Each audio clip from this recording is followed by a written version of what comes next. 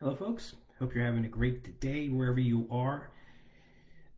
Chapter 14. I'm going to give a brief overview of Chapter 14. This is the last chapter in my book. So, my book, Sitting with God, A Journey to Your True Self Through Centering Prayer, came out in August, mid August of 2020.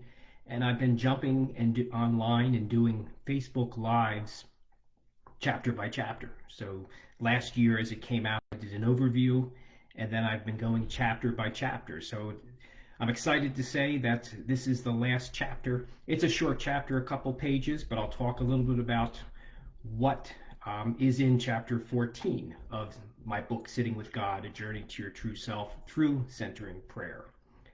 And I thought I'd start it off just with reading a quote, and it's really a wonderful Thomas Keating quote in the beginning of this chapter. The heart of the Christian spiritual journey is God's determined will to transmit to us the maximum of divine light, life, love, and happiness that we can possibly receive. And that's beautiful. I mean, that's what we do in centering prayer, or for that matter, any contemplative practice. We want to receive as much of God that we can.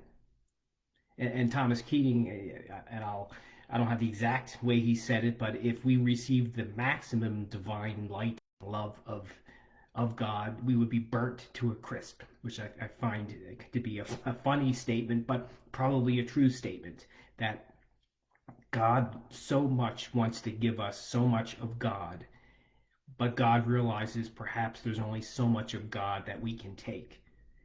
But that's what we do during centering prayer or any contemplative practice. We open to the presence and actions of God within.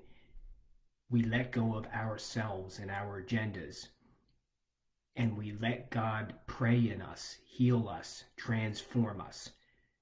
Now, we sit with God simply because we love God, and that is it. We don't have any expectations. We don't have an agenda. We simply sit with God because we love God.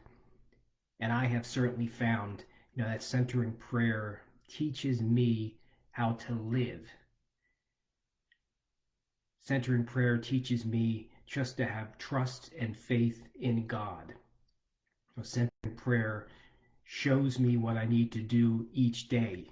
I truly believe centering prayer teaches me who I am and the actions I need to take. And it helps me become my true self, the person God wants me to be. And it's a lifelong journey. It doesn't have an end point, and that's really the most exciting, part of it. And let me also read, because centering prayer has been so life-changing and transforming to me and healing to me, that I simply feel compelled to share it in case it can help you. And it kind of a perfect quote is, and I end the book with a Basil Pennington quote where he says, if we experience in ourselves the need, the value, and the joy of being in touch with the contemplative dimension of our lives, then is it not incumbent upon us to seek to make this possible for others? Freely have you received, freely must you give. And that's why I share centering prayer. Freely I have received, and freely I want to give. And I don't push centering prayer on people. I simply share it for those that are interested, just in case it can help them in their life, help heal them, help transform them, help them develop a deeper and more intimate relationship with God. And by all means, don't give up your existing prayer forms. Complement it with a practice such as centering prayer. So that's it. So this last chapter is just, I sit with Jesus, and then I get up and walk with Jesus. And that's really all I do during centering prayer. I sit with Jesus, and then I get up and walk with Jesus and partner with Jesus in life. So I just want to thank everybody that has read the book. I really appreciate the support I've received. Thank you for the people that are reading it now. Thank you for all the Amazon reviews. I'm at 58 at this point. Thank you for all the people on Goodreads that are marked as reading it. There's 42 and 6 marked as reading it next. So I've just been overwhelmed with the number of people reading it, overwhelmed with the reviews, that I have been receiving, and overwhelmed with just the people that are reaching out to me from all over the world, not just in the US. So I really appreciate it, and love all of you, and appreciate that you've taken the time to read my book and then share how the book has impacted you. At the end of each chapter, I put questions for reflection. So maybe that's just touch on them. There's 3. So have you tried a contemplative practice such as centering prayer? If not, would you consider doing so now after having read this book? Why or why not? So that's my goal. Hopefully, if you've read the book and you don't have a practice, that you'd consider trying centering prayer to see if it's a practice that can help you and heal you and transform you. And if it is, I urge you and encourage you just to dig deep in this well and see where it can take you. Number 2, the silence of centering prayer is rest and trust in God. How does that make you feel? For me, it's wonderful. It's nice to know that I don't have to do anything in prayer, and that I can simply sit in the rest of God, and my being can be with big being, and I can just rest and sit, and that's all I need to do.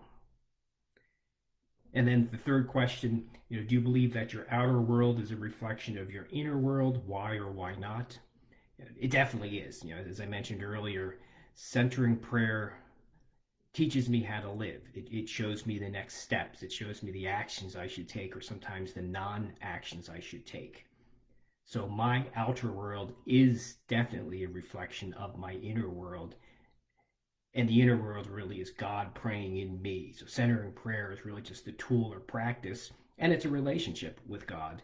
And centering prayer has transformed me, and it's not centering prayer that's doing the transforming. It's God that's doing the transforming, because I am letting go and opening to the wonderful presence and actions of a loving God within me.